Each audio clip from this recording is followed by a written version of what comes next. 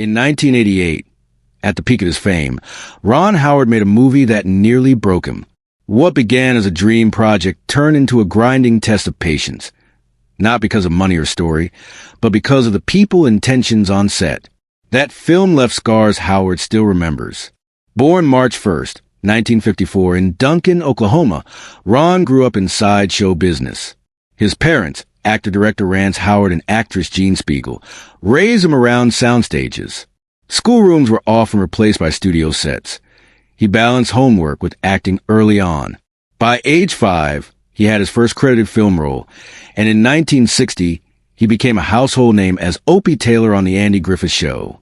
That role taught him the basics of storytelling, truth, emotion, and connection. Ron's TV career continued into the 1970s with Happy Days, where he played Richie Cunningham and formed a memorable on-screen partnership with Henry Winkler's Fonzie. But in 1980, he walked away from acting to pursue directing. He made his directing debut in 1977 and sharpened his craft with TV movies before hitting his stride with films like Night Shift 1982, Splash 1984, which launched Tom Hanks, and Cocoon 1985. Those successes proved he could balance warmth, humor, and spectacle.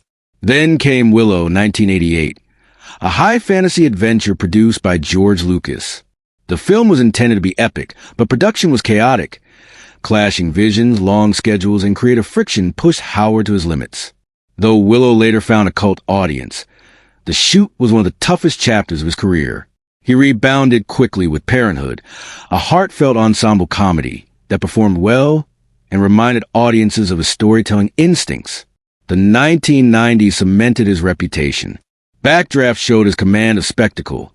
A Beautiful Mind, 2001, earned Best Picture and won Howard the Oscar for Best Director. He moved fluidly between intimate dramas and major blockbusters. Apollo 13, Cinderella Man, The Da Vinci Code, Frost/Nixon, Rush, and others. He also produced and narrated Arrested Development, earning an Emmy as its executive producer. In later years, he continued to explore different forms, from historical dramas to survival stories and animation. Off-screen, Ron's constant with Cheryl. They met in high school, dated for years, and married in 1975. Cheryl became his partner and quiet creative presence. She's appeared in tiny cameos in many of his films and has been a steady influence through 5 decades of career highs and lows. Their daughter Bryce Dallas Howard built her own acting and directing career. The Howards raised 4 children who have stayed close to film, TV, and the arts. Ron's career is a study in reinvention. Child actor, sitcom star, and ultimately, a director capable of both intimacy and scale. He learned early how sets can teach you as much as storytelling does. Leadership, patience, and how to survive the kinds of shoots that test every creative bone. Willow remains an uncomfortable memory, but it's one of many chapters in a career defined by curiosity and persistence.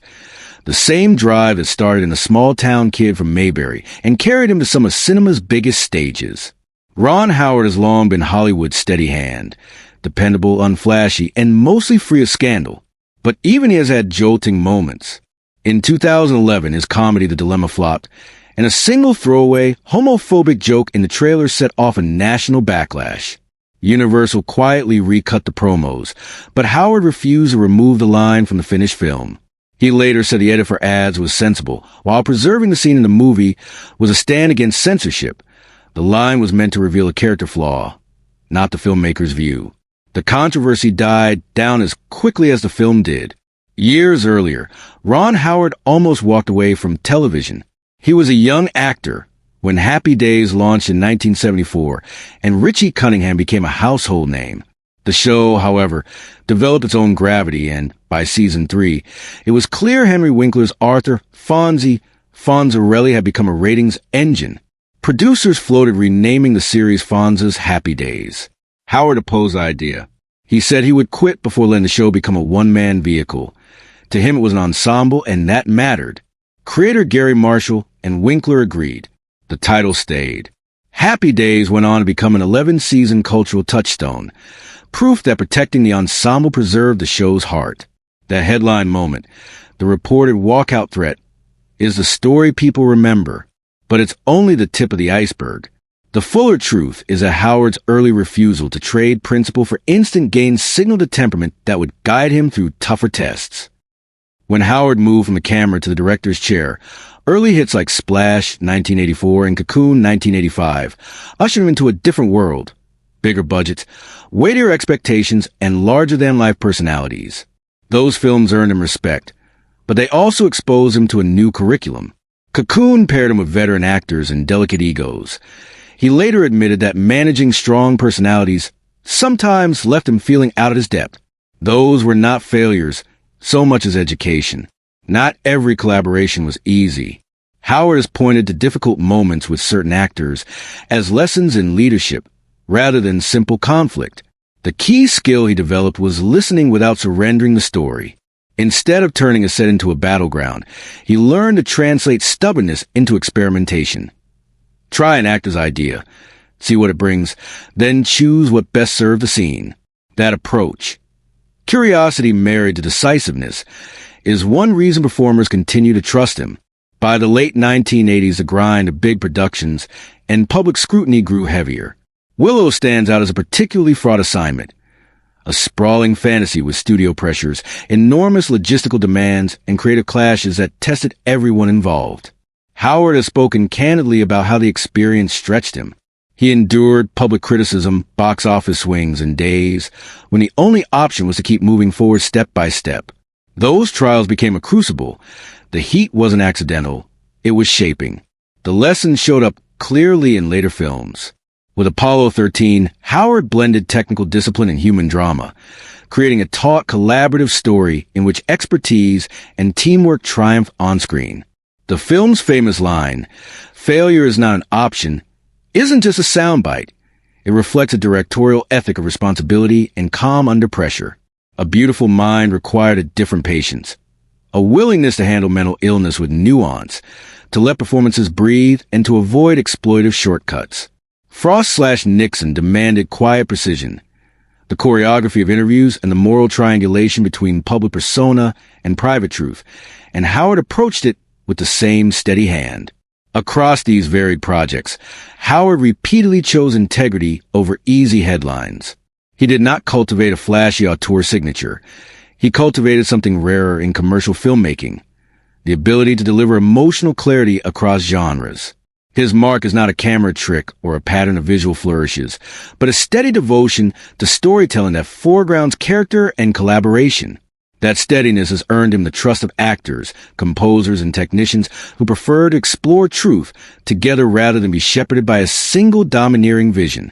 There's an understated leadership lesson in his arc. Early opportunities could have seduced him into a different career, one defined by celebrity rather than craft. Instead, he opted for work that demanded responsibility, protecting ensembles, managing personalities, standing by choices that serve a narrative rather than the gossip columns. When productions became difficult, he didn't always walk away. He learned to build a working atmosphere where creativity could survive friction and where problems were treated as technical puzzles rather than personal affronts. That mindset allowed him to convert setbacks into schooling and schooling into a consistently professional, humane body of work. So, does Ron Howard rank among the great directors? It depends on how you define greatness.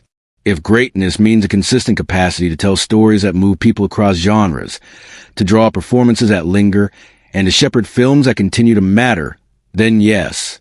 He may not be the kind of director whose name alone announces an aesthetic manifesto, but he is a master craftsman of cinematic empathy. His career shows a rare combination of humility and authority, someone who uses stature to serve the storytelling rather than the other way around.